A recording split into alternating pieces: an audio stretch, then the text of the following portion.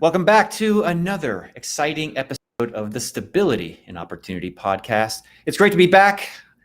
I'm Justin Zimmerman, here with a fantastic friend, a fantastic guest, a coach, a speaker, a real estate agent, a renaissance man of real estate, my good friend John Kitchens, who's here to share with us the things he is seeing in the marketplace now from his perspective as both an agent and a coach. So that way you can know what to say and do during these still uncertain times. Mr. John Kitchens, thank you for showing up with us today and spending time with us. I love the green furry background behind you. The green furry background. There's some cool features that go with it. I'm just not cool enough to have any of them.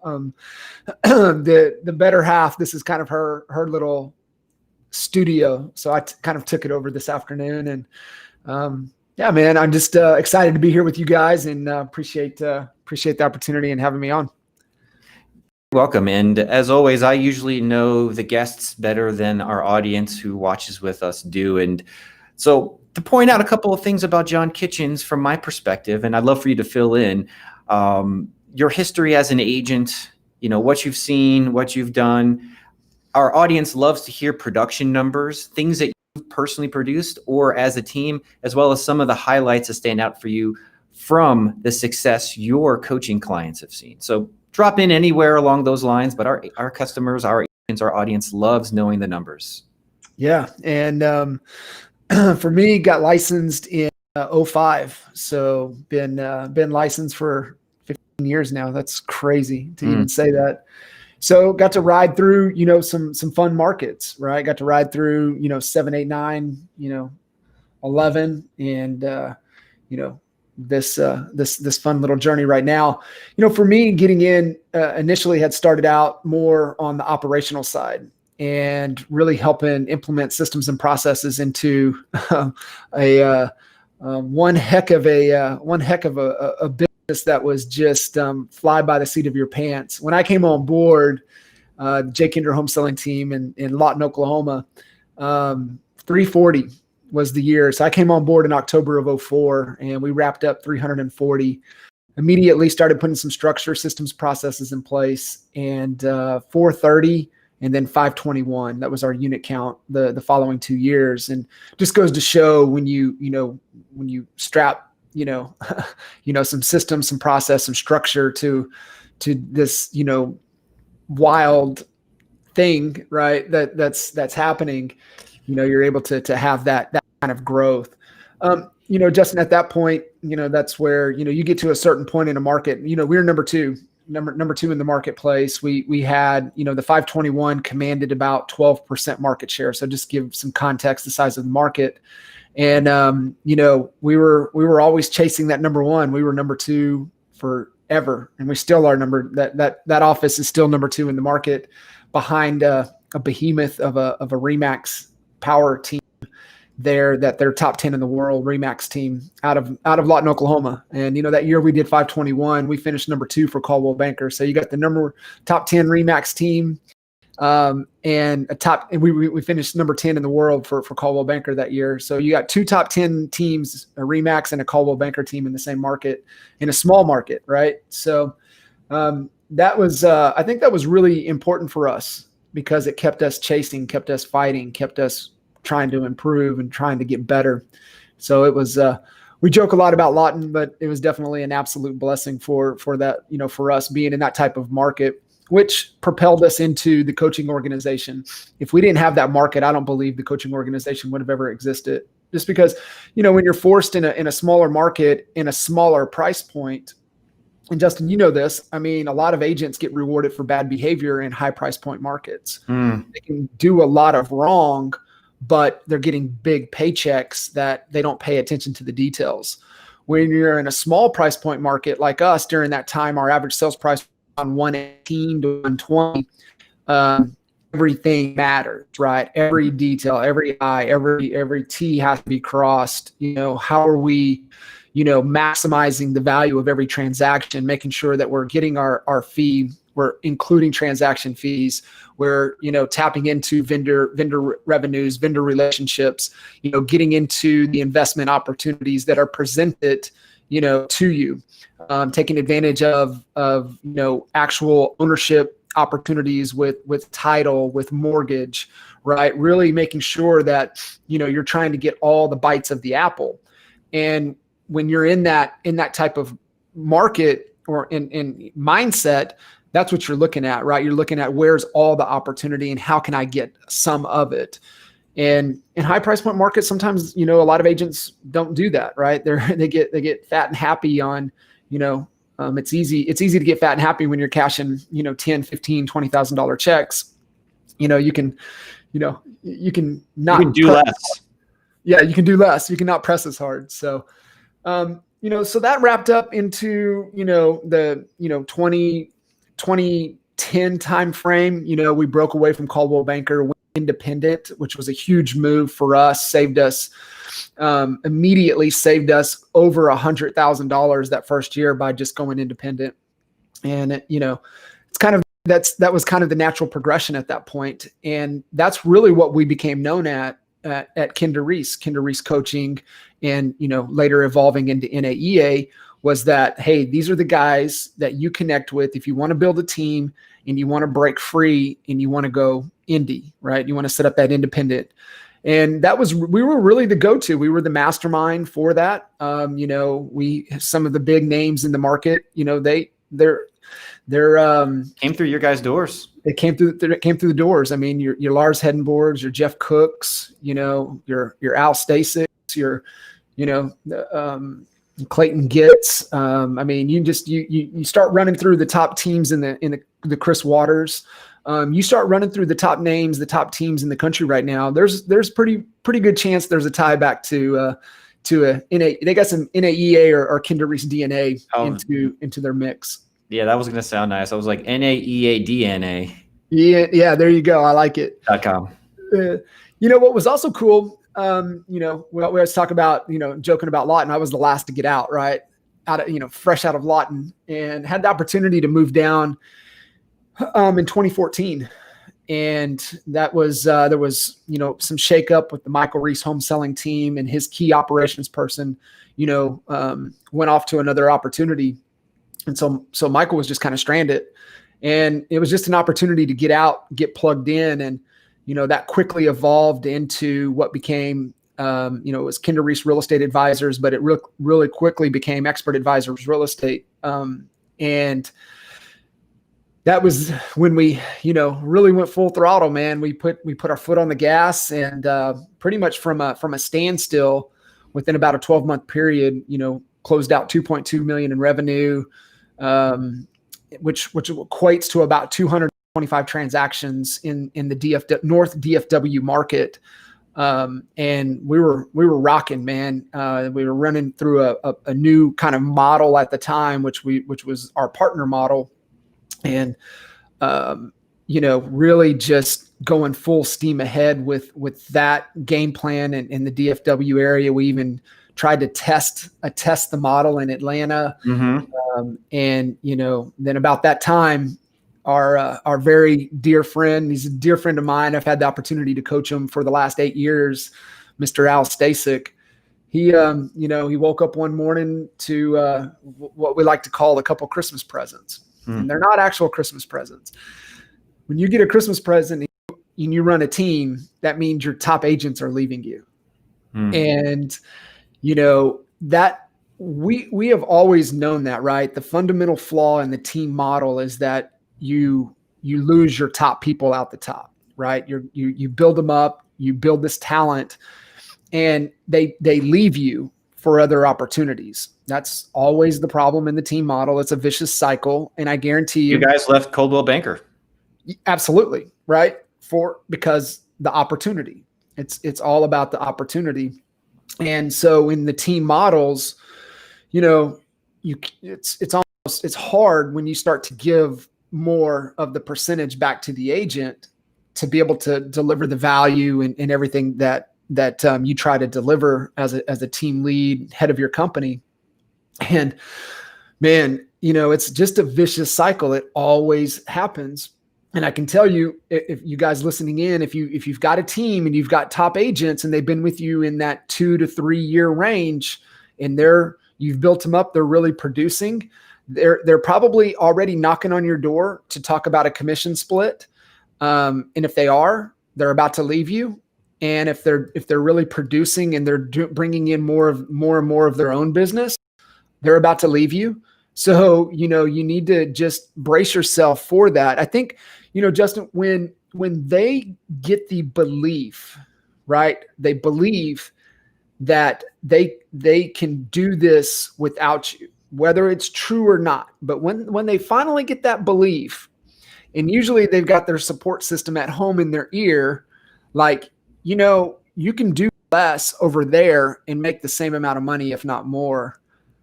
But they don't take into consideration where the training, the support, the leadership, the leads, the opportunities, they don't think about that. They just think about, oh, I got another opportunity. I can go over here, and they're gone. And so, that's what happened to Al. And he lost his top 2 people. And about that time, he's getting sucked back into production. And for you agents listening in, if you've built yourself to that position to where you've got out of production and get sucked back in, that feeling. And so, Al's out. He's seeing that he's got to go back in. And that was the time that he took a hard look at EXP. And, obviously I was coaching him at the time. We talked through it for days and for hours, and his key right hand on his team, the rest of his team, like, we're diving in, and he calls up Kinder and says, tell me why I shouldn't make this move. And, Jay looked at it and said, I can't talk you out of it. I can't. And so he, Al made the move. We looked at it. We said, we can try to do what we're doing. And, our overhead's about $100,000 a month, with, just the marketing, the staff, the ISAs, just the fuel for the helicopters and boats. Yeah, there you go. And we were like, we can pretty much do away with all of that if we just make that move. And that's what we did. We made the move over to EXP. We had at the time about 12 or 13 actual partners in DFW. And amongst them, they had teams, buyer agents with them. I think the total head count was close to 25. They all came over to EXP at the time. Some have, moved on and done other things, but that was the move that we made. And, I think you talk to any of the guys or anybody that made the move, they'll say that was the best move that could have ever done. And, the reason, Justin, was that for all the reasons why your agents leave you was because the things that as small business owners, we could not provide as much as we wanted to, as much as we wanted to give them a piece of equity, a piece of the upside. We want to give them the best splits. We just want to do these things for them. Just the model doesn't allow for it. And, that really is what it all comes down to. What's the best model, and, that you're able to add the most value and plug your team into. And that's what we found. And man, that's where we're at right now on the real estate side of things. I've been keeping a mental note of a couple of things as you've been talking, and it's actually a great exercise for me to keep my mouth shut and let people talk. Active listening is not an easy thing to do. I might at some point, sitting here saying nothing's not an easy thing to do. So one thing comes up for me is I've worked with you guys before. I remember seeing some of this stuff in action, and I always thought that you guys had the best, I would say, software, the mental programming and the models that any trainer, coach, brokerage, franchise had available, especially at the time. You guys were on the cutting edge of helping agents think about their business as a business in a way no one else had ever done. And when you guys made the shift to working at a brokerage who took all the overhead away from you guys, you got to focus on the things you guys are best at, not running the business or the infrastructure or the operations, but the software that helped agents see things differently, think differently, to then achieve levels that had never been seen or done before. And what I'm excited by to go next with you on this call is you've been essentially an architect, seeing all this develop over the course of the last decade, to know what it looks like to go from selling one home to thousands of homes. And that a lot of our audience listening to this right now, are solo agents starting off in their career in some form, doing less than 100, doing less than 50 deals. And so you know how long the road goes, you know what turns to take and what not to take. And so I'd love to spend a little bit of time right now taking what you've learned, let's talk about the stability. You got to have good personal routines, good personal habits. You've seen the best people in the world show up in some way, shape, or form with some level of consistency and discipline. You know those stories. Would love to hear either yours, which, by the way, this guy right here, he's an Iron Man many times over. So if there's anything personal you want to add to it, you've got some serious discipline in and of yourself. People who don't know what an Ironman is, it's someone who bikes, runs, and swims ridiculous distances. And so we can get into that a little bit later, but I just want to add credence to you're just not a participant and a fan in the stands, you're a participant on the field. So I want to give you props for that. Thank you. So opportunity is external, internal is stability. And I think you've got great stories, tactics, step-by-step stuff that we can talk about. Let's get through that before we get to the opportunity side. Okay. One little thing, I saw this a while ago about Lawton, Oklahoma, that I wanted to text you guys and say, for me, it seemed like a funny little thing, but SpongeBob SquarePants, did you know that the creator is from Lawton, Oklahoma? No way. I did not know that. Go Google it. It's in Wikipedia. He was a marine biologist from Lawton, Oklahoma.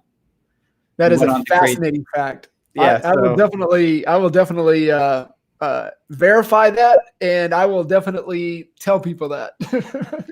We need all the help from Lawton that we can get. Yeah, no, that's what I thought. I'm like, hey, that's a big claim to fame right there. Yeah, it's better than being one of the top 10 homicide per capita. That's a better stat. I would definitely. Hey, let's talk about SpongeBob. Yeah, that's awesome. Love it. No, you said something there really with the internal side of things, and just from a simplicity sake, you look at from all productivity it's really. And I think what we're going to talk about right now is always important, but even more critical right now, right? As there's a good percentage of agents that are like, because they have this belief and this mindset and this work ethic that they're crushing it right now. We've got agents, we've got teams that are having some of their best months ever in the entire career going on right now. But then there's some agents that are really they're really stuck. They're really paralyzed. So when you talk about, and this is our job as leaders, and is getting ourselves productive, but also getting our team productive right now. And so when we say productivity, what are we saying? All productivity is getting the desired result we're after, whatever that result is, right? Be it complete an Ironman, be it, like your ridiculous run streak that you're on, right? It's just, am I getting the result that I want? And if I am, then I'm being productive. If I'm not being productive. It's just that simple. So results, are we getting the results? If we're not getting the results, then we have to look at how we're behaving. So we're going to reverse engineer here. So results, behave. How are we behaving? And all behavior is just a collection of our habits, right? What are our habits? We all have them, good, bad. What are they? Coach John Wooden, the number one factor to success.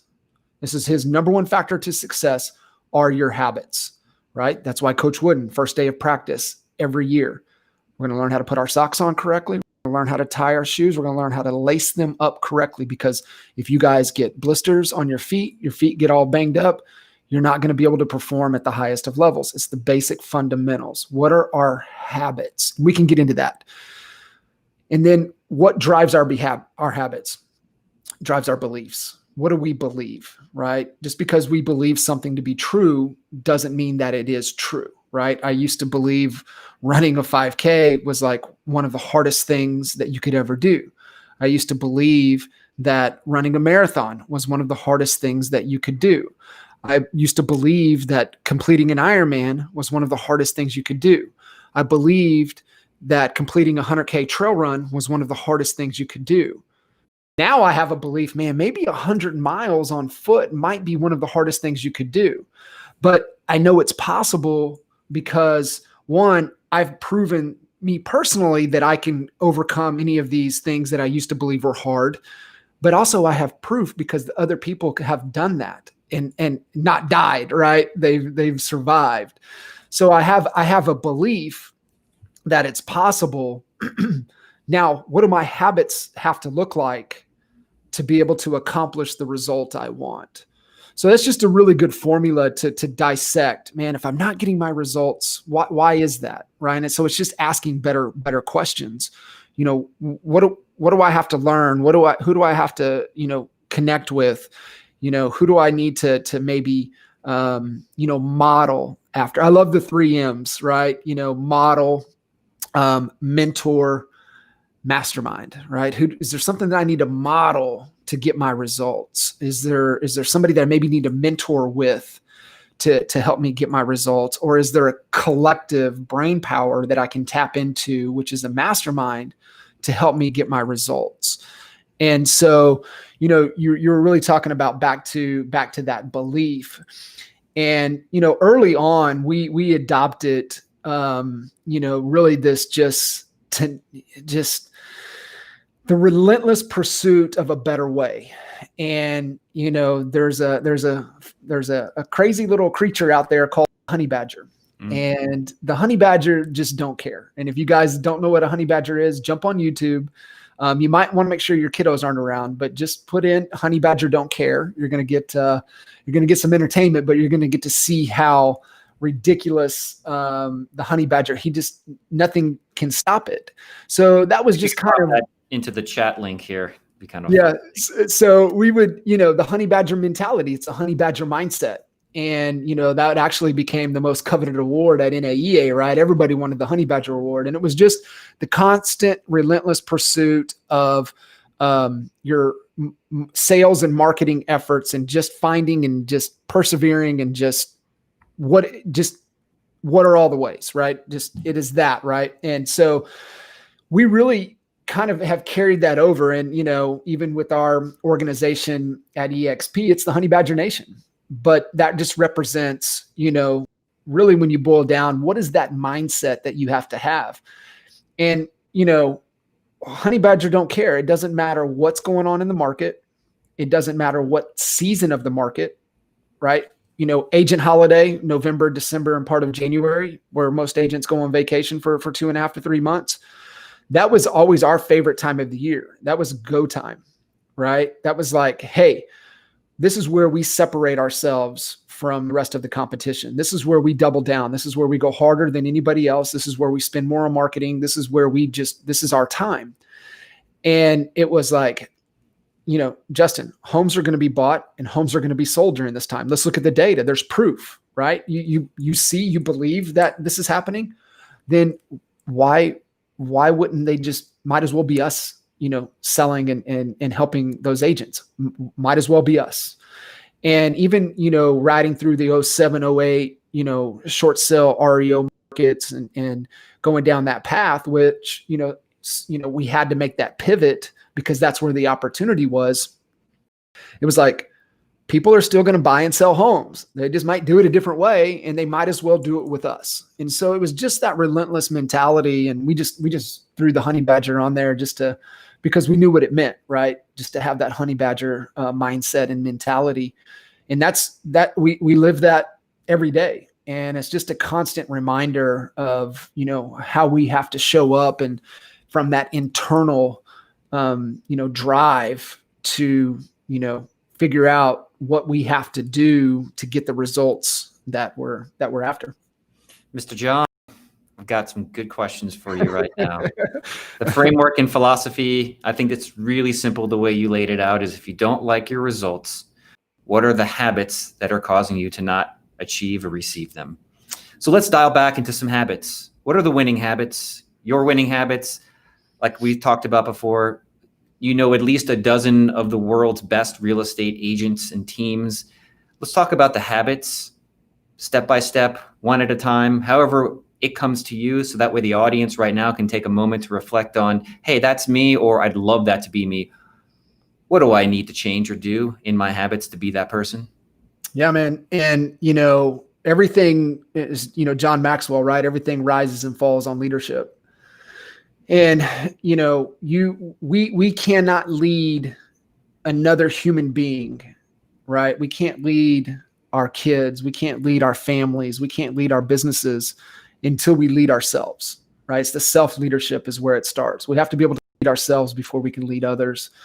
And so, how are you showing up each and every day? And the little reminder that I love, just as a, as keeping myself in check internally, right, is, am I demonstrating the behavior that I want to instill into my kids? That's the question, right? I'm always asking them, is this the behavior that I want my kids to have? Am I modeling that behavior? Because as we know, kiddos might not say much, but they are watching. They are watching every single thing, how we speak, how we act, how we treat, their mother, or treat another human being, right? They're watching. And our team is no different. Your team is watching you each and every day. How are you showing up? Are you showing up on time? Are you showing up prepared, right? Are you showing up? Are you listening? Are you doing that thing? So are you demonstrating the behavior that you want to instill? And, that's, to me, is where it all starts. And then you start looking at the other equities, right? I like to keep it real simple, health, wealth, relationships.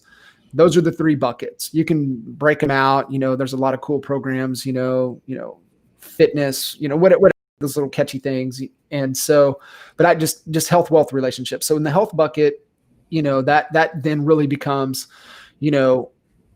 on the physical, the mental, and the emotional. And, the framework, Justin, the best framework out there, if they, and how, the whole, the miracle morning, the whole process.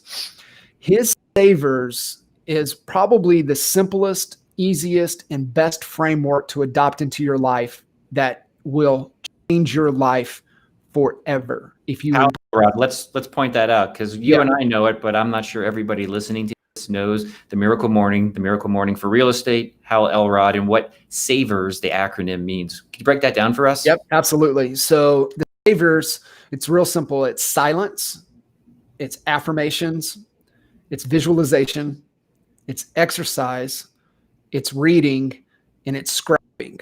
So silence could also be prayer, could be meditation. It could just be absolute silence, whatever that is for you. Stillness, right? It could be stillness. One of my favorite authors is Ryan Holiday. Ego is the enemy, the obstacle is the way. But he also, what's his last one? It's on stillness is really what it breaks down and talks about. It's fascinating to hear all the stories and everything behind it. So whatever that is for you, find that. A is the affirmations. You can have an affirmation, and the I am, practice to where it helps things become creative. I would also say you could maybe switch that out, Justin, maybe to more of a gratitude practice. One of my things that I do every morning when I wake up, the first thing I do when I grab this little device, whenever it is, when I first get on it, is I go to Evernote app, and I have a notebook there that just says gratitude and wins. And so the first thing I do every morning is just at least 5 things I'm the most grateful for in that moment. And so just really adopting that type of practice, the gratitude practice, because, the struggle ends where gratitude begins. So if we're really struggling or wrestling with things, really focus on what you have and what you're grateful for. Amazing waking up in my own bed, right? Especially if you're somebody that travels a lot. Well, here recently we're home, home all the time. But before, when we were on the road or moving, like I was just like, I'd be so grateful to wake up in my bed. Grateful for the opportunity to be better today, opportunity to add value to others, grateful for my kids, grateful for the roof over our head, grateful that we have food, and in our home, whatever it is for you. It brings things into perspective. And instead of focusing on what you don't have, you really start to focus on what you do have. So the affirmations, gratitude practice, the visualization is so powerful. Holly, better half, she's got an actual vision board, right? She created for the year. And she did something really cool. She took a picture of it, right? Because, statistically, we look at this little thing. I think it's 85 to 400 times. What a broad range, but at least 85 times a day you look at this. Why not use it to your advantage, right? So she's looking at her vision board at least 85 times every day. Mine's more spread out throughout the house, throughout the office. I just got little things everywhere. And the importance of the visualization is the same as, hey, Justin, man, I'm thinking about getting this new black F-150. You know anything about it? And then guess what happens, right? We see black 1F50s everywhere. It's our reticular activator fires. And we start having that high level of awareness. And so it's such a great practice to be able to, anything that like you're really focused on or you're trying to accomplish, to create that. It works both ways. I was on my run with my stepson. Speaking of modeling and how kids are watching everything, Papa goes for a run. Son wants to go for a run. Papa goes and does push-ups, sit-ups. He's doing push-ups, sit-ups. And so we were on our run the other day, or maybe it was this morning, and he's gained a little bit of a phobia around hornets and bees. Okay. And we're running. He's like, oh my God, a beehive. And we're hustling. I'm like, keep going, keep going. I told him, life a lot like a self-fulfilling prophecy. What you imagine it to be often is the outcome in which you experience. I said, so if you're focusing on bees and hornets and wasps, the chances of you getting stung by one essentially increases because that's what you're focused on. So it works both ways. It's the law of attraction, right? It's like where you put your attention, the reticular activating system brings it forth into your life. And he's like, he actually said that's the law of attraction. Somehow he knew what that was. And he made the connection between the two. That's awesome. Yeah, that's great. It's a great story. That is. And it just goes back to show you, the power of, how we're showing up each and every day, and, how, they're the awareness that they have. It's unbelievable.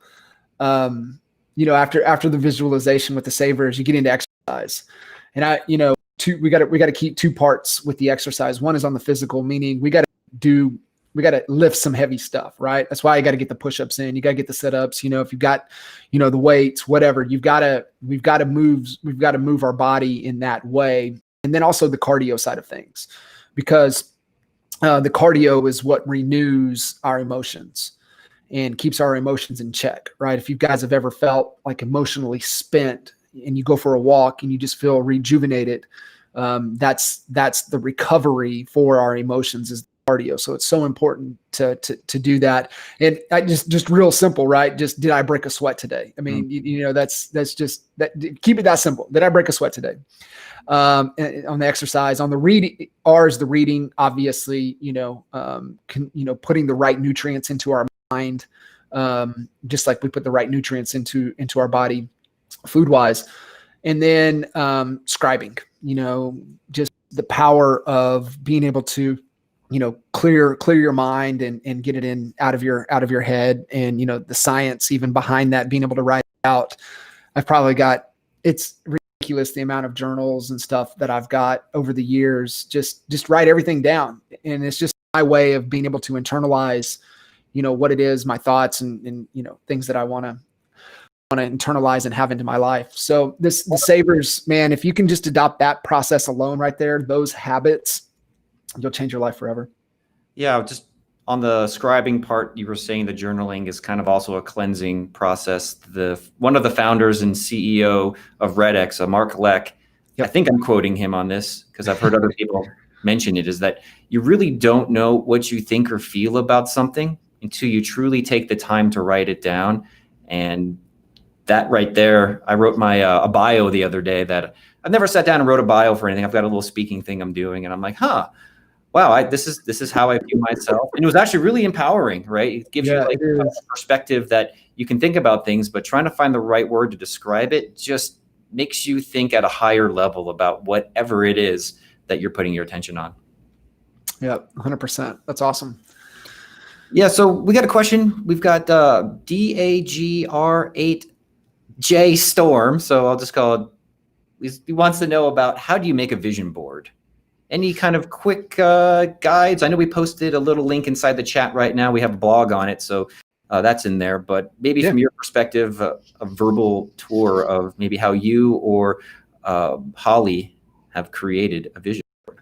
Yeah. So, I look at, going through, we have, strategic plan for our business, but also having, kind of a strategic plan for your life, really thinking about where you want things to be, instead of, where we're moving to with intention, right? Everything in life is uphill, and the only way you get uphill is with intention. And you got to know where it is that you want to go. What is the Mount Everest for you? What's the mountain you're scaling? And, you start to look at, what that looks like. Just, a couple, goal setting exercises, visualization exercises, think, anything that you want to have, be, do, experience, create over the next 20 years. And just like let your brain free flow, whatever that is, right? If you want to start a podcast, you want to start a business, you want to, travel to, St. Thomas, you want a beach house, you want, a nice new, watch, you want to, take your kids to specific sporting events. You want to spend time with maybe your dad, maybe take your dad to the Masters or something like that, whatever those things are. And then, there's this amazing little platform called Pinterest that has a ton of ideas and things that you can go capture, GTS, just Google it and, pull up those images and then and print them out, or create that vision board on Pinterest, right? Pin it there, create that vision board for you. For me, just print it out. And like I said, I've got like 4 or 5 spots in the office that just have different things. Maybe you want to meet somebody. Maybe you want, you have this visualization, like, you want to get in better shape. Maybe there's an image of the shape that you want to try to get into, whatever the case is, put it there. However, you can create the digital one. I like paper. So, for me, it's an actual board, and, you start to see it, you're looking at it every day. And like you said, like you talked about, it'll really, your brain starts to figure out how to get it. And it's really powerful to be able to do that. Yeah. I bet if someone were to Google online vision board maker, that'd probably bring up even software that could help you create a collage or like a WYSIWYG walkthrough of that as well. Yeah. Yep. You can Google anything. So just Google it. It'll break it down. Before we move into the next part of our show, where we get to tactical on the practical on getting business leads, scripts, what to say, what to do, I want to thank you for jumping into the real deep nitty gritty of what agents, people, human beings can do to give themselves meaning and purpose, to then actually be able to see the opportunity out there in front of them. I actually, from my own perspective, I've got these Aqua notes. They're these waterproof shower notes. I've given them as gifts. Actually, there's somebody in my office today who I was talking to, and I told them about them. I just dropped them off as a gift. And, my bathroom is my vision board now. And, it's not printed out, but I'll take a bunch of, as they come to me, put down questions that I want to reflect on. So when I'm sitting in there in a higher state of consciousness, at least that's where I go. I'm in the shower. It's quiet, so I cover the solitude and silence part of it. Yep. And then the scribing. So I guess there's that. And I write down affirmations. And I don't know about the other acronyms in there, but I've noticed that the Aqua Notes are a really great tool to kind of take advantage of that silence and to reflect on who I am and where I want to be. And then when you come up with really great inspirational stuff that only in the void of solitude can those things arise. You've written a kind of a sticky note. They stick to the wall in the shower, and then there it is. And the questions are like, are you living at your maximum? Are you thinking big enough? What have you done today in contribution for others? How are you serving your community? And like all of a sudden they bring me to a higher level that, I'm not always perfect, far from it, but I find that the shower notes, Aqua Notes, can be found on Amazon, are a really great tool that I use to create essentially a vision board in one of the best places I believe one can do it. I love it. That's awesome. I have to check those out. Yeah, maybe we'll send you them as a gift. There you go. Okay, so let's get back to some tactical, practical stuff. Yep. Agents need to say and do things to make connections happen, to build trust with people, know, like, and trust. We use the phone mostly here at REDX. A lot of agents are dialing and calling expireds, FSBOs, geo leads, all the different types of lead types out there. And so let's start with, from your perspective right now, what do you believe is the greatest lead type or opportunity agents should take advantage of in order to then get business now and in the future? Yeah, I think, from an agent perspective, one, you want to make sure, you got your database on point, right? The people that know you, like you, love you, trust you, and really making sure that you're making deposits of value into their lives. And, ideally, if you can identify, your top 20, top 25, you're going to treat them a little bit different. You're going to drop the aqua notes off to them, not the whole database, right? The people that, are like your raving fans. For us, we always identify, the raving fans in two ways. One, they've done business with us and they've referred business. And then actually, so that's the criteria on the product, on the sales. The other is, the net promoter score on a scale of 1 to 10, 10 being absolute. How likely are you to refer me to a friend, family member, or colleague?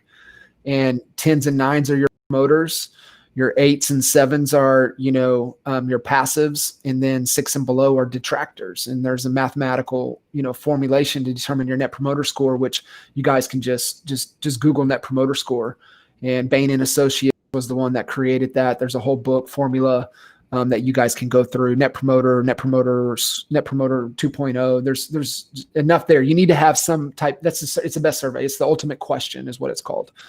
And you need to have that inside of your business, right? You need to be able to trigger to identify those, because, when your database is not all the same, right? They're not all the same in there. You need to, who you're going to give more time and energy and really your time, right, to the people that are that have the highest probability to continue to send business or do more business with you. And then the other is, your advocates. They maybe have never done any deals with you, but they've referred you plenty of business, and they constantly refer you business. And when we did this this exercise for the first time in our business, we identified that our number one go-to client, right, that we needed to take care of the most was our painter. Our guy that did the remodel stuff for us. He's one of the best painters in town, and he did all of our stuff. When we got to looking at who has done the most business or the most business, his name came up. It wasn't even close. So when you balance in, the balance of personal and professional relevance in our communication to our database, we knew his favorite sports team. I mean, obviously in Oklahoma, you're a Sooners fan or an Oklahoma State Cowboys, right? It's OU or OSU. And so he was a huge Sooners fan. So as soon as we realized that, we were like, oh, holy shit. You realize that. We needed to take care of him. And we got him tickets to the next football game, next OU game, right? Just as a thank you. Just say, hey man, hey, we appreciate all you've done for us. And how much of an advocate in the streets you are for us. And man, just as a thank you, go enjoy the game. So loving on your database, I think making sure that that's on point, it really will come down to, can come down to, do they like you or not, right? The rapport side of things. And so being able to build that, once that's on point, right? That's set up. We still got to have a constant flow.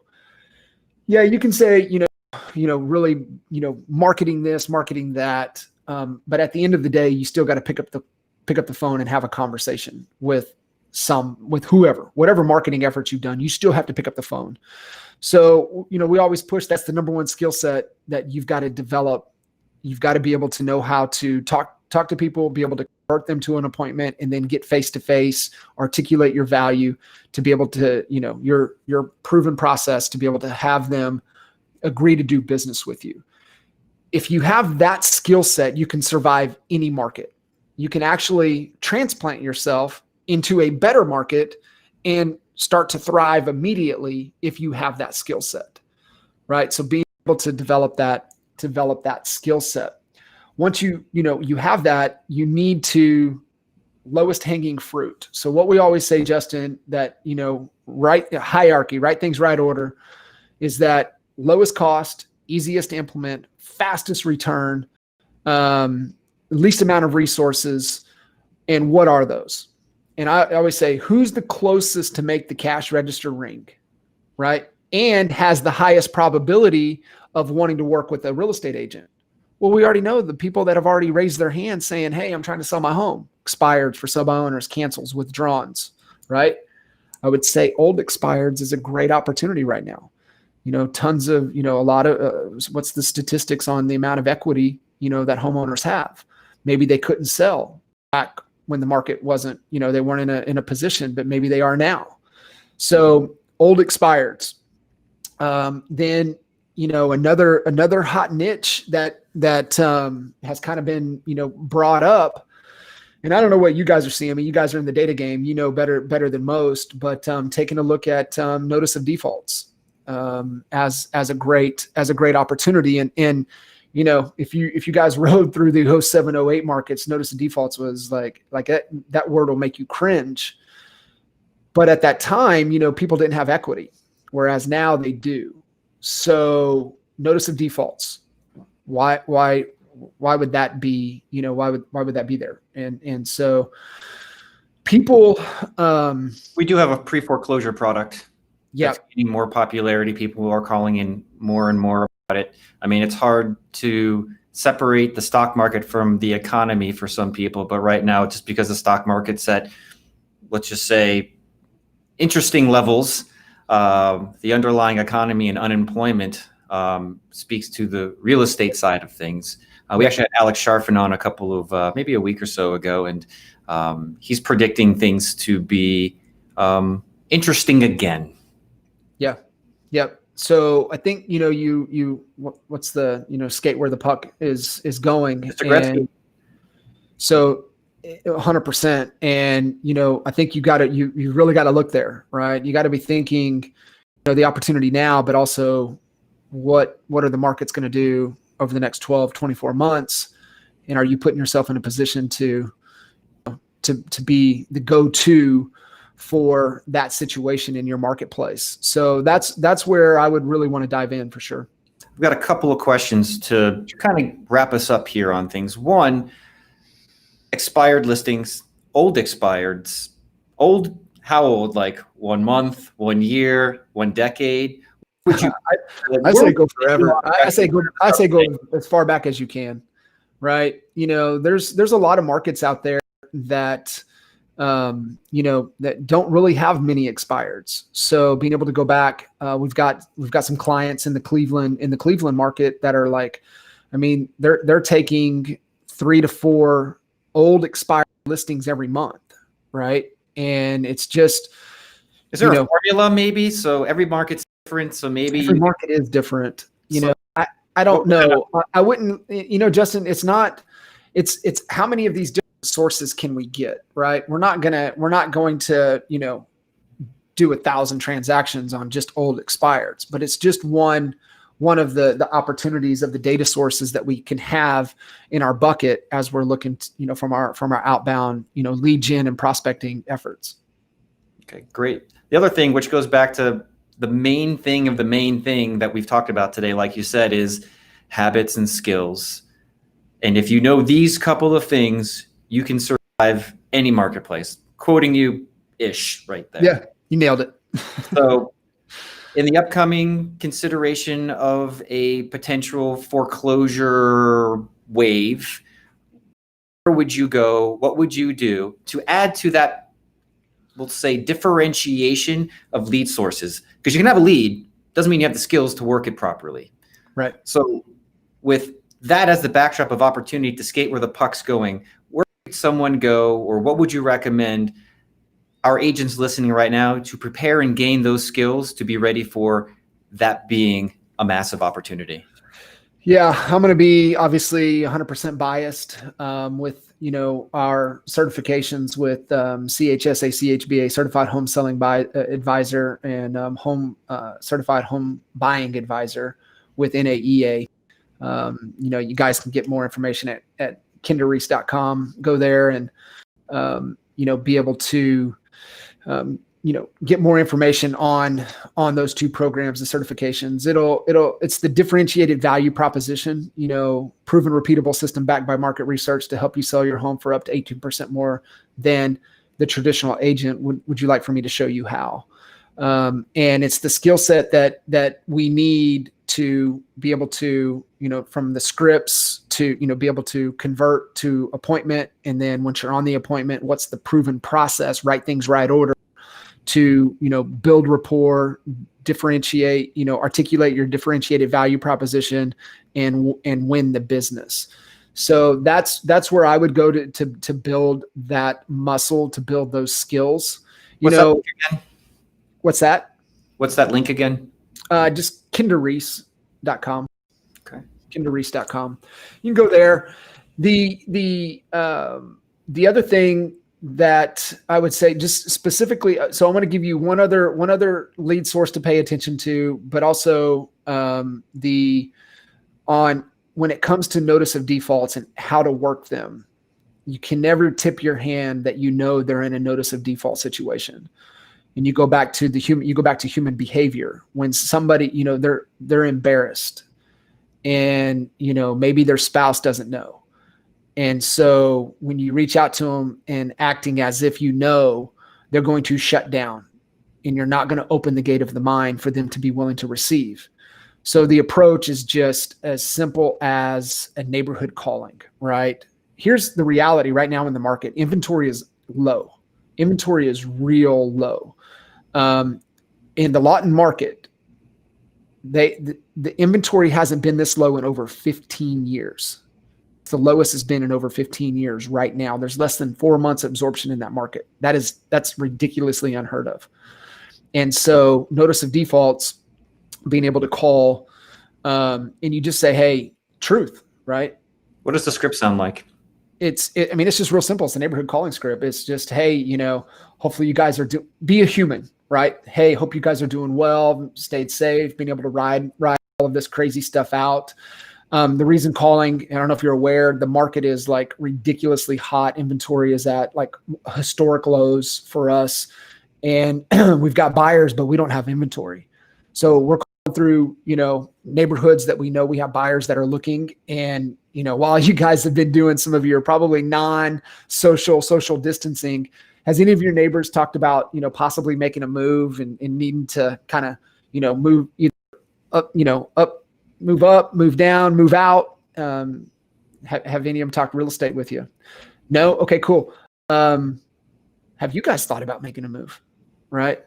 And so you never want to tip your hand. They're in a notice of default situation, and they're either going to continue to lie to you, or they're going to, what, Justin, I'm glad you called, man. We actually probably need to talk about, making a move.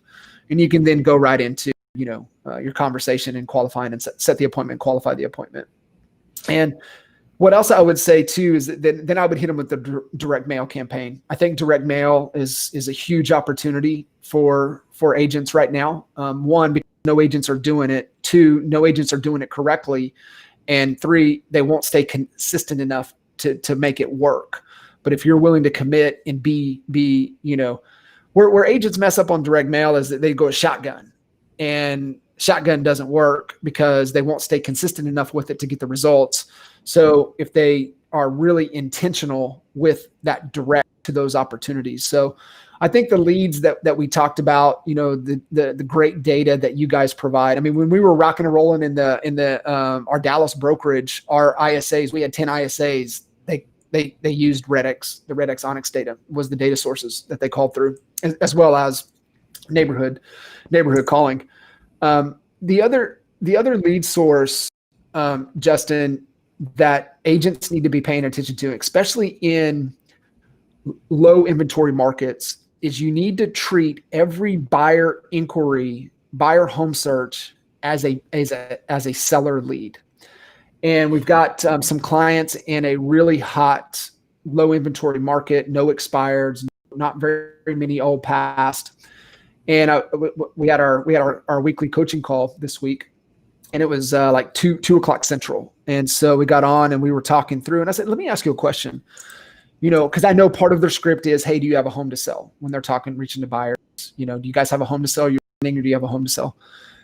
And I said, how many buyer leads did you guys have come in this morning? He said, man, I think we had about 12 or 13. I said, how many of them said that they had a home to sell? He said 4. I said, oh, so you got 4 seller leads today. And I said, how many yesterday? He goes, 6. And see, the belief was we don't have any seller leads. But the truth was that they just had 10 in the last 2 days. So don't discredit the buyer inquiries right now. Here's the one thing that homeowners are realizing. They're realizing what they don't like about their homes, right? Like, I know I will have a home gym in my house. I'm never going to go 90 days again without going to the gym. And I'm going to get a damn pool because we live in a gated community. I mean, a master plan community, that HOA, that has an incredible pool, but they still ain't opened it up yet. And who knows if they're going to open it up because they don't want to take the liability risk that comes along with it. They drained the one in our place. I'm going to get a damn pool. Like in Dallas, you can, like here, man, the weather's so nice for so long, right? Like you can get in the pool in March and not get out of it until November. So like the pool season is so long, and the finance, it's anyways, and it's helping home values. That's a whole nother conversation. But people are realizing what they don't like about their homes and what they wish were different. And they're online, they're really looking. And, there's people that are looking like, I can't live with this person, right? I mean, there's a lot of, behavioral things going on, but it's causing people to start looking for homes. So don't discredit the buyer leads. Treat every one of them in your mind that they have a home to sell. Treat them all as seller leads, and you can uncover a gold of seller opportunities there as well. I would say you nailed the invisible opportunity to invite you on and share how agents can shift their mindset and see what couldn't have been seen before, looking at buyer leads through that lens. I haven't heard that before, at least not recently. And so that's a huge get for everybody listening right now. And we're actually getting close to the end, but we've got some great questions coming in. Before we get to those, I'd love just to let everybody in the audience know or ask them if you guys have enjoyed any of the conversation today. As always, I love to get some love back. Let's show John some thumbs up, some claps, some likes, some subscribes, whatever it may be. If you're getting anything out of this, engage in the audience. We've got a lot of people who come back every single episode to watch live and engage. And so it feels really good to have not just you and I connecting, but we have like a fan base and friends who join in, like Amanda and Jose and a couple other people who on a regular basis tune in to connect with us as well as get their questions answered. And so rolling forward onto some of the questions, Jose asks, what's your daily and weekly volume of calling, and how many contacts do you make to get a listing? Good question. I wish I could spit that off for you. Every little market's different. For me, obviously I'm not making the calls. I'm plugged in with the Lawton office. We no longer own, the Lawton office. We sold it to S.A.V.E.R.S and REDX. They're on a buyout with us. So for me, part of the agreement on the buyout was that I would stay kind of in an advisor capacity, and I spend 2 hours a week with them. And then we do a monthly strategy session. So I do quarterly strategy with them. And, I don't know exactly what those numbers are. What I would say, is that you start with the end in mind. You reverse engineer to what is your goal. And, how much money do you want to make this year, right? If you want to make 100,000 this year, what is your average sales price? What is your average commission? What is your average commission? How many of those do you have to get to make your 100,000? And then you just reverse engineer the steps. Well, if I've got to close X number of deals, that means I got to take X number of clients, listings and buyers. Then there's an assumption, there's a conversion percentage. For me to take that, I have to meet with X number of people to get that. I've got to set X number of appointments to get X number to meet. And then I've got to have X number of conversations to be able to set. And then I've got to make X number of dials to have those conversations. So what we always say is just run. You can run basic 50% assumptions, and then track it and then, measure it and then make your adjustments. And you can get really better adjustments week over week over week, and they will be dialed in within 90 days. And that's where I would start and say, well, I need to close 10 deals at 50%. Then I need to take 20 clients. I need to meet with 40, whatever the case is. Just do the math and reverse engineer, and then measure how many dials it takes for you. Right. That we used to always, wasn't joking, but that was just kind of our mindset, was as many as it takes. Right. As many dials as it takes. To Google maybe a tracking spreadsheet. I'm sure there's a couple of them out there that they could maybe plug and chug some of these assumptions in there. So maybe they don't have to create it themselves. What would you Google to have come up the thing that would matter? And I would just, sales conversion funnel, right? Or real estate sales commission tracker.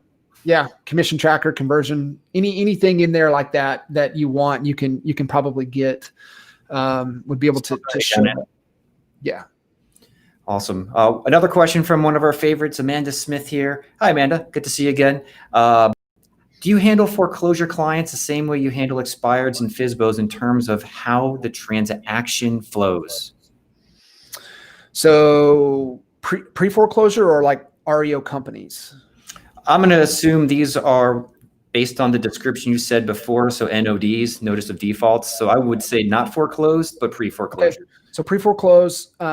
Sorry, say that question again. I was trying to. How do you handle pre-foreclosure clients? Do you handle pre-foreclosure clients the same way you handle expireds and FSBOs in terms of how the transaction flows? Yeah, I mean, it's about duplicatable processes that, you have, you're all about the experience. There's definitely different regulations. There's different people that are involved in the process. There's some timing issues. Every state is different, right? Like, here in Texas, you're going to be on the courthouse steps, whereas some states you can get delayed. The whole process could take months. So you got to know your market. You got to know what that process is, how long it takes. And then from there, no, I mean, they're human beings. You're uncovering what they're trying to accomplish, and your job is to help them accomplish that. And, like I said, there may be other parties involved. Their company, hey, we're trying to get on the market. Can you give us any delay? Can you hold off on this process? So there's some other components that you got to bring into the mix. But no, I mean, you should have, consistent, proven, duplicatable process, listing taken, listing closed. Your processes should be, systematic. Yeah, I think that's a great answer. I think the missing piece for me that you answered in this question was you're not just dealing with the sellers. You got to win their trust using, I would say, the script that you provided earlier. But then you also have to figure out what's their time frame to the third party involved, which would be the bank or the lender. Yep. So we're getting really super close to the end of time. I had one other thing that I thought was really important to share and talk about, and how you mentioned one of the other opportunities right now is direct mail. And I think a lot of people don't know about this hidden feature inside of Vortex called mail merge. And so for everybody who's a REDX customer, there was a feature released, and we kind of, let's just say, left it for some of the power users to discover. Like an Easter egg, huh? You just had to go find an Easter egg, yeah. So GeoLeads and Vortex, you can go drop a pin on a particular area and bring up whether it's NODs or expireds or whatever it might be. And then, like you said, don't shotgun blast, be targeted. And so I'd love to give the audience right now, and as well as future REDX customers, we could copy edit it later, but if you had to write a letter, let's write a letter out loud right now. If we had to write a letter to reach these NODs and not shotgun blast, but target the conversation based on what you provided us earlier, what would that letter sound like? That way anybody can go in right now, use the REDX mail merge tool, and get it working. Man, you know me, I don't want to tip my hand. I want to, hit them with either a cash offer or a guaranteed sell type offer, depending upon kind of what you're comfortable with. For us in the lot, we've been, in our lot and office, we've been branded guaranteed sell for forever. I know we're testing a lot of, express offers, so cash offer guaranteed, and there's a lot of offer guaranteed type of, offers out there. And I would look and kind of model some of the best, and you can, kind of look through some of the top agents in the country, and a lot of them are going with offer guaranteed. So I would, really kind of speak to the situation, right? If your market is really, has a, inventories in demand, right? We need some listings. I would speak to that. I would, hey, Mr. Home Seller, we're sending letters out to, to specific neighborhoods. I'm not sure if you're aware, but the market is smoking hot and listings are in demand.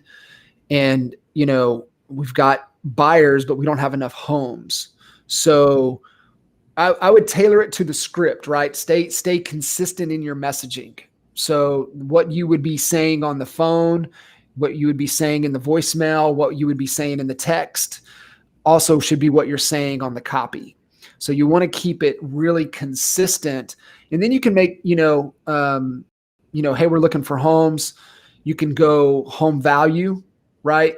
And the thing with the home value, you want to stay specific. So like here in Prosper, Texas, it would be Prosper home values. I don't care about Frisco home values. I don't care about Dallas home values. I care about Prosper home values. So you want to be really specific to that particular area where that home is. And you can go home value. You could also, say, hey, we also have investors who are looking for properties that are giving cash offers. So I know if you're looking for a cash offer, we have that, we can help. So you can go to, Prosper cash offer, .com, whatever you want to drive them to. And then here's the key, right? You want to drive them somewhere, right? You can, or give them a call or give us a call. Do both, but drive them wherever you drive them to your landing page. Here we go back again to the word, stay consistent in your messaging. So whatever direct mail piece you send, whatever image, whatever you use, when they go to that landing page, it better look the same. You'll lose them if it's not the same. So consistency is key on your direct mail, and your call to action and where you're driving them offline to online needs to match. Right? So think through that, right? Think through all of your messaging, all of your wording is all consistent. That's the big thing. Stay consistent. And as maybe the little underlying theme, internal and, with stability and opportunity, is stay consistent. Stay consistent. It seems like we just get into like the best, meatiest, juiciest parts as we come to the end of the show. And I know the team of people behind making this show happen every single day is really waiting to get the best nuggets from what we've talked about on our social, on our blog, on all the places that we post them. But I'm going to ask for one little bit more of time to them, guys. Just give me a little bit more time, because I really want to get to one other thing with John. Audience, I really appreciate you hanging out more. I'm sure you could say, stay here all day, tell us more, don't shut up. We could go all day. We could go all day. Hot topic, SMS, text messaging. Everybody wants to do it. Everybody knows they should do it, but there are ways that really, really work, and there are ways that don't. And so if you could give us some insight into how you've incorporated ethical, legal text messaging into your marketing, that would be a super get for everybody right now. Do you guys have, is that a feature? Is that something that you guys have with your tools? Let's just say it's something that if it appeared one day, people would be excited and shouldn't be surprised. Yeah. This is one thing that's been kind of on my mind. We haven't done a good job with it at all. You got the likes of, Gary V jumping up and down every day, text.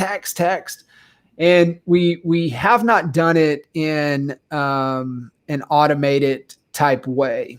For us right now on the text, it's more manual than anything, which doesn't scale, right? It's not good. So I think it's effective, right? And it's so absolutely give us an insight into the things, even if it doesn't scale, give us what's effective. The funniest thing, man, and my wife, I met her, she came on board. She was actually on our team, and she came on board in 2010 timeframe. And she just hates picking up the phone and talking to people. She's just, I don't know if you want to say that age or whatever. She just didn't want to talk to people. And so at that time, it was like, hey, you got to make your calls. You got to make your calls. You make your calls. And I would walk in. I say, how many calls did you make today or whatever? And, she'd, give a number. She said, but I did set X number of appointments. I said, so your connect rate was really, really good. She goes, no, I just text them and I got them on the phone and we set the appointment. I said, so you converted them by text. And this is like 2010, 2011. And she's like, yeah. I was like, that's unbelievable. Right. So it's just one of those things. So text has worked for a long time. Just amazing why, most haven't really taken advantage of it. I would say, yes, it's got to be incorporated. There could be some, there's some automation to it, making sure that it's consistent with your message. I think, if you like call, leave a voicemail, I mean, the text could be, hey, left you a quick voicemail, check it out and give me a call back or something. Right. So it can just, I think the thing, Justin, is there engagement, right? Can you get engagement? Can you get them to respond? Hey, if you were drowning and I threw you a life preserver, would you grab it? Yes. Great. Right. And start the conversation. I think that's all you're looking for, right? We're looking to have a conversation. And so our text message, is it enough to get them engaged? Is it a response? Is it a question to get them to respond back to you? That's what I would say the principle you would want to get started. I'm starting to see, some of the marketers, with offers, with links, with things like that. I think for our, depending, we're trying to prospect here, we're trying to talk to, get engaged with a buyer or a seller. It would just be that type of question. Hey, whatever it is, as personalized as you can make it. So if you could remember, what did Holly say to generate? I mean, it's probably just a simple, hey, saw you submitted your, information on, whatever the URL, right? Whatever the site they were on, Lawton Home Search or whatever it was. I can't even remember what the URL was, but hey, saw that you were looking for homes at is there something, any properties that you liked or whatever? Just like having a normal conversation like you would with another human being. I think that's where we lose. We try to make it salesy or make it to whatever. And, the best thing, especially with like buyers is, I have one of our agents, she shared this with me, and this is how she started her whole career. She started working with buyers. Her whole philosophy was, I'm just calling to try to make a friend. I'm just trying to make a friend. And that was her mindset. And that's all she was trying to do. She was just trying to make friends. And, I think with text, people are smart, they're going to see through the BS. Just be a human being, hey, saw you're looking at properties. Any questions, anything I can help you out with? Just anything engaging like that. We only got a chance to scratch the surface today, and I'm sure people watching this live want to know more, get more. People who watch this in the recording, on the podcast, all the places that we put it. Let's give some people some ways to reach out to you, to engage with you as a human more deeply, more meaningfully. Where could they go? What can they expect? What should they know? As real estate agents listening in, we've got one of our true and tested timeless resources. And you remember this, it's our clarity report. Oh yeah. And it really is. It's one of it has stood the test of time. That document now I think is about 12 years old, and it is super powerful. And there's 3 parts to it. The first part is what we call the turning point. And it's kind of drawing the line in the sand. And from this day forward, things will move in this direction. The second part is actually the clarity portion of the clarity report. And the third part is the plan. And I think you and I talked a little bit about it. I don't know the exact study, but it's in James Clear's book, Atomic Habits, to where he breaks down the study that, the highest probability of success in whatever study they did is that those that had clarity in a plan. And that's really what it takes. It takes clarity in a plan to accomplish whatever it is that you want to accomplish, be it an Ironman, be it grow your business, to, 100, 200, 300, 500 transactions, whatever your goals are. And that document will get you moving in the right direction. And so you can go to freeclarityreport.com and, download your report there. And, if you want to jump on a clarity call with one of our, strategic business advisors, schedule a free clarity call from there as well.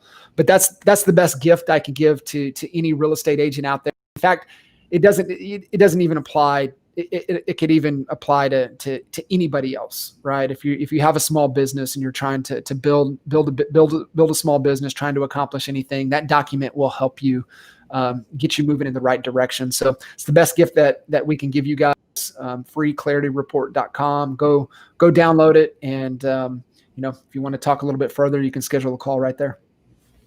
John Kitchens, always dropping it, always leaving great.